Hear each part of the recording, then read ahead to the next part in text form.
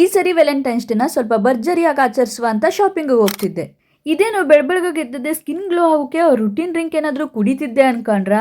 No way, ಚಾನ್ಸೇ ಇಲ್ಲ. ಇದು ಎಳ್ನೀರು. ನಾ ಹೇಳೋದ್ರೊಳಗೆ ಕಾಯಿ ಕೊಯ್ಯೋರು ಬಂದು ಕಾಯಿ ಕೊಯ್ದು ಎಲ್ಲ ಕಾಯಿನೂ ಅಂಗಳದಲ್ಲಿ ತಂದು ಹಾಕಾಗಿತ್ತು. ಇದನ್ನ ಜಸ್ಟ್ ತಗೊಂಡೋಗಿ ಒಳಗೆ ಹಾಕಿ. ನಾರ್ಮಲಿ ಕಾಯಿ ಕೊಯ್ಸುವಾಗ ಮನೇಲಿ ಎಷ್ಟು ಜನ ಅವರೇ ಅಷ್ಟು ಜನಕ್ಕೂ ಒಂದು ಸಿಯಾಳನ್ನು ಕೊಯ್ಸೋದು ಯಾವಾಗೂ ರೂಢಿ. ಕಾಯಿ ಕೊಯ್ಯೋರ್ಗಂತೂ ಕೇಳುದೇ ಬೇಡ, ಡಿಮ್ಯಾಂಡ್ ಅಪ್ಪು ಡಿಮ್ಯಾಂಡು. ಒಂದು ಮರಕ್ಕೆ 100 ರೂಪಾಯಿ ತಗೊಂತ್ರು. ನಿಮ್ಮ ಕಡೆಗೆಲ್ಲ ಎಷ್ಟು ತಗೊಂತ್ರು ಅಂತ ಕಮೆಂಟ್ ಬಾಕ್ಸಲ್ಲಿ ತಿಳಿಸಿ. ದೋಸೆ ಹಿಟ್ಟು ರೆಡಿ ಆಗಿತ್ತು, ದೋಸೆ ಹಾಕುವ ಅಂತ ಹೋದೆ. ಆದ್ರೆ ನಂಗೆ ಚಪಾತಿ ಮಾಡೋಕೆ ಬರ್ತದೆ, ದೋಸೆ ಮಾಡೋಕೆ ಅಷ್ಟು ಸರಿ ಬರುದಿಲ್ಲ. ಅದಕ್ಕೆ ಮಮ್ಮಿ ಮಾಡೋ ದೋಸೆ ತಿನ್ಕೊಂಡು ರೆಡಿಯಾಗಿ ಮಾರ್ಕೆಟ್ ಕಡೆ ಹೊರಟೆ. ನೀವೆಲ್ಲ ಒಂದು ರೌಂಡ್ ಲೆಕ್ಕಾಚಾರ ಹಾಕಿದ್ರೆ ನಾ ವ್ಯಾಲೆಂಟೈನ್ಸ್ ಡೇ ಶಾಪಿಂಗ್ ಹೋಗ್ತಾವನೆ ಅಂದ್ರೆ ಒಂದು ಫ್ರಾಕು ಇಲ್ಲ ಗೌನು ಆ ಥರ ತೋರಿಸ್ಬೇಕಿತ್ತು. ಇದೇನು ಸೀರೆ ತೋರಿಸ್ತಿದ್ದಾಳೆ ಅಂತ. ಯಾಕೆ ಅಂತ ಹೇಳ್ತೆ ಕೇಳಿ. ಪ್ರೇಮಿಗಳ ದಿನಾಚರಣೆ ಫೆಬ್ರವರಿ 14ಕ್ಕೆ ನನ್ನ ಪಪ್ಪ ಮಮ್ಮಿ ವೆಡ್ಡಿಂಗ್ ಆ್ಯನಿವರ್ಸರಿ. ಅದಕ್ಕೆ ಮಮ್ಮಿಗೆ ಸೀರೆ ತೆಗಿಸ್ಕೊಡುವ ಅಂತ ಕರ್ಕೊಬಂದೆ. ಇವ್ರು ನಮ್ಮ ಮಮ್ಮಿ ಅಂದರೆ ನನ್ನ ಅಜ್ಜಿ. ಅವ್ರು ನಮ್ಮ ಮನೆಗೆ ಬಂದಿದ್ರು, ಅವ್ರನ್ನೂ ಕರ್ಕೊಂಡು ಬಂದಿದ್ದೆ.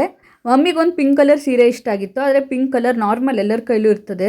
ನನಗೆ ಆರೆಂಜ್ ಕಲರ್ ಸೀರೆ ಇಷ್ಟ ಆಗಿತ್ತು. ಆಮೇಲೆ ಕನ್ನಡಿಲಿ ನೋಡಿದ್ಮೇಲೆ ನಮ್ಮ ಮಮ್ಮಿಗೆ ಇದೇ ಸೀರೆ ಇಷ್ಟ ಆಯಿತು, ಅದನ್ನೇ ತಗೊಂಡ್ವಿ. ಆಮೇಲೆ ವೆಡ್ಡಿಂಗ್ ಆ್ಯನಿವರ್ಸರಿ ನಿಮ್ಮ ಮಮ್ಮಿದಷ್ಟೇ ಅಲ್ಲ ಪಪ್ಪಂದು. ಆದರೆ ಪಪ್ಪಂಗೆ ಏನೂ ತೆಗಿಸ್ಕೊಡ್ಲಿಲ್ವಾ ಅಂತ ಕೇಳಬೇಡಿ. ತಗೊಂಡೆ, ಬಟ್ ಬೇರೆ ಶಾಪಲ್ಲಿ ತಗೊಂಡೋದ್ರಿಂದ ನಂಗೆ ವಿಡಿಯೋ ಮಾಡೋಕ್ಕಾಗಲಿಲ್ಲ. ನಮ್ಮ ಅಜ್ಜಿಗೆ ನಾರ್ಮಲ್ ಡೈಲಿ ವೇರ್ ಸ್ಯಾರಿ ಒಂದು ತಗೊಂಡು ಹಾಗೆ ಮನೆ ಕಡೆ ಹೊರಟ್ವಿ. ನಮ್ಮ ಕಡೆ ಶೆಕೆ ಕತೆ ಕೇಳಬೇಕಾ, ಗಾಡಿ ಮೇಲೆ ಹೋಗಿ ಬಂದರೂ ಸ್ವಲ್ಪ ಹೊರಗಡೆ ಹೋಗಿ ಬಂದರೆ ಸುಸ್ತಾಗ್ಬಿಡ್ತದೆ. ಅದಕ್ಕೆ ಬರಬೇಕಾದ್ರೆ ಐಸ್ ಕ್ರೀಮ್ ತಗೊಂಡು ಬಂದಿದ್ವಿ. ಐಸ್ ಕ್ರೀಮ್ ಎಲ್ಲ ತಿಂದಾಯ್ತು. ಈಗ ಊಟಕ್ಕೆ ರೆಡಿ ಮಾಡಬೇಕು. ಅದಕ್ಕೆ ಅಜ್ಜಿ ಜಾಲಿನ ಮಾಡ್ತಿದ್ರು, ಮಮ್ಮಿ ಮಸಾಲೆ ಎಲ್ಲ ಹಾಕಿದ್ರು. ನಾನು ನನ್ನ ಕೆಲಸ ಮಾಡ್ಕೊಂಡೆ. ಮತ್ತೆ ನೆಕ್ಸ್ಟ್ ವಿಡಿಯೋದಲ್ಲಿ ಸಿಗ್ತೆ. ಅಲ್ಲಿ ತನಕ ಟಾಟಾ.